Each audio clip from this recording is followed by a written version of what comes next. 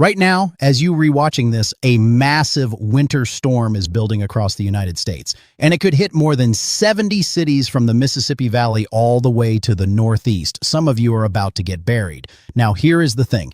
This is not some maybe, could be, we will see situation. The models are locking in. The cold air is already on the move, and the clock is ticking. So if you live anywhere from Des Moines to Boston, from Chicago to Washington, D.C., you need to pay attention to every single word I am about to say. But wait, before I break down the city-by-city forecast, I need you to do something. Drop a comment right now. Tell me where you are watching from. Your city, your state.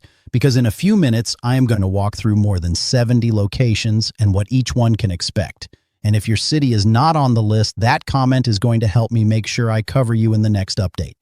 Now, let me give you the big picture first, and then at the 5-minute mark, I am going to reveal something about a pattern flip coming in March that could reshape the entire weather outlook for the rest of the season. Do not skip ahead. You need the context first, or that part will not make sense. So here is what is happening. A powerful Arctic high-pressure system is sliding down from Canada this weekend. We are talking about a dome of cold, dense air locking in across the northern plains and pushing east. At the same time, moisture-rich energy from the Pacific is riding up and over that cold dome, and warm, moist air from the Gulf of Mexico is surging north to meet it. You know what that means? Overrunning. The same exact setup that caused the major ice storm back in January. Now, I do not think this one will be as intense as that, but somebody out there is going to get a dangerous amount of freezing rain and sleet. We just do not know exactly who yet. Let me give you the timing. This is what matters most. Sunday afternoon, it starts. Snow begins breaking out across Iowa, northern Missouri, and parts of Nebraska. Des Moines, you are in the crosshairs first. By Sunday evening, heavy snow bands push into Illinois, southern Wisconsin, and Indiana. Chicago, Milwaukee, La Crosse, Green Bay, you are all on the clock starting Sunday night. Monday morning is when things get serious for the Ohio Valley. Columbus, Cincinnati, Indianapolis, Pittsburgh, Cleveland, Lansing, all of you are looking at snow and in some cases an icy mix from early Monday through Monday night. And here's what nobody tells you. The heaviest bands could drop 6 to 10 inches in a narrow corridor. We just do not know exactly where that corridor sets up yet.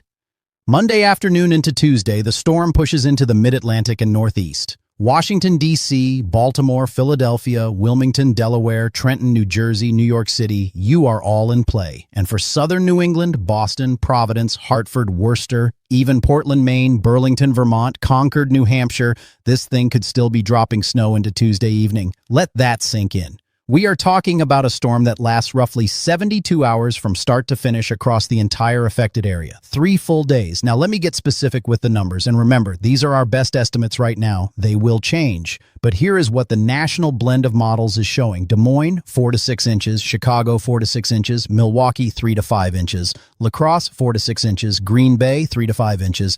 Madison, 3 to 5 inches. Minneapolis, 2 to 4 inches. Rochester, Minnesota, 3 to 5 inches. Sioux Falls, 2 to 4 inches, moving east. Indianapolis, 3 to 5 inches. Columbus, 4 to 6 inches. Cincinnati, 2 to 4 inches with a risk of ice. Cleveland, 3 to 5 inches. Pittsburgh, 4 to 6 inches. Lansing, 3 to 5 inches. Detroit, 2 to 4 inches. Toledo, 3 to 5 inches. Fort Wayne, 3 to 5 inches. Dayton, 3 to 4 inches. Akron, 3 to 5 inches. Erie, 4 to 6 inches. Buffalo, 3 to 5 inches. Now the Mid-Atlantic. Washington, D.C., 2 to 4 inches, possibly mixing with sleet. Baltimore, 2 to 4 inches. Philadelphia, 4 to 6 inches. Wilmington, Delaware, 3 to 5 inches. Trenton, 3 to 5 inches. Newark, 4 to 6 inches. New York City, 4 to 6 inches. Allentown, 4 to 6 inches. Scranton, 4 to 6 inches. Harrisburg, 3 to 5 inches. New England, Boston, 4 to 5 inches. Providence, 3 to 5 inches. Hartford, 4 to 6 inches. Worcester, 4 to 6 inches. Springfield, Massachusetts, 4 to 6 inches. Portland, Maine, 3 to 5 inches. Burlington, Vermont, 3 to 5 inches. Concord, New Hampshire, 3 to 5 inches. Albany, 4 to 6 inches. Syracuse, 3 to 5 inches. Now, before we keep going, do not miss the next part. I am about to show you why this storm has the potential to be a lot worse than what the conservative models are showing. Stick with me, and do not forget the ice threat. This is the part that does not get enough attention.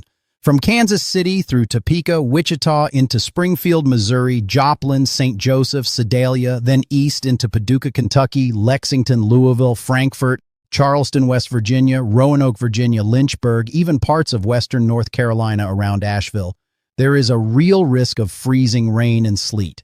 Some spots could see a quarter-inch of ice or more. That is enough to bring down tree branches, snap power lines, and knock out electricity for days. If you live in that corridor, charge your devices now. Get your flashlights ready. Make sure you have water. And here is another thing people are not talking about.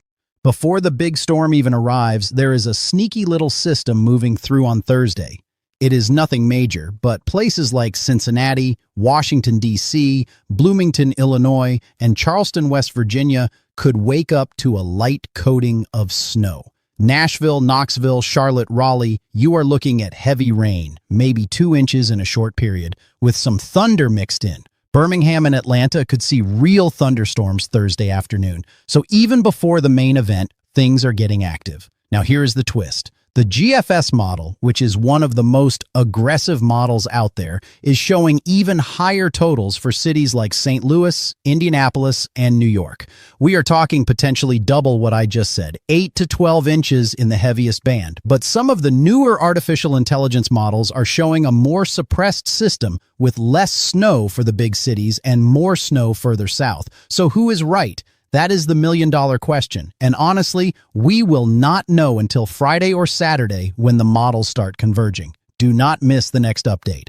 I will have refined numbers by then, but do not skip this next part, because what happens after the storm is what is really going to surprise people.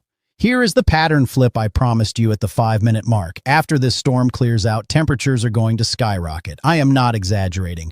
We are looking at the entire eastern half of the country going well above average by the time we hit the first week of March. Kentucky, Tennessee, the Carolinas, Georgia, Alabama. We are talking 15 to 20 degrees above normal. Even Minneapolis, Detroit, New York City, places that are about to get slammed with Arctic air and snow, they will be above average on the 2-week outlook. The warmth coming after this storm is that intense.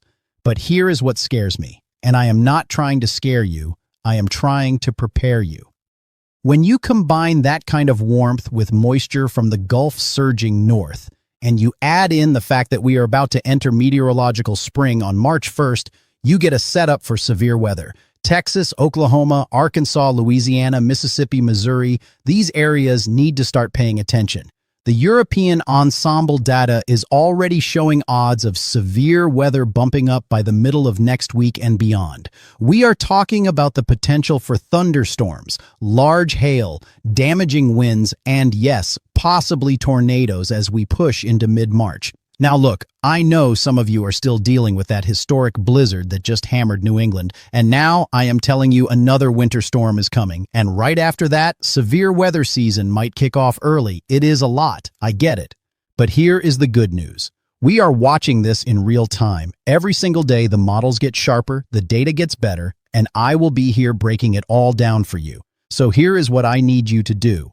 First, if you have not already, tell me in the comments where you are watching from. I read every single one. Second, share this with someone who lives in the affected area. They need to see this. And third, make sure you are checking back because my next video is going to cover the updated snowfall totals once the Friday model runs come in, plus the first look at what could be a very active severe weather setup in mid-March.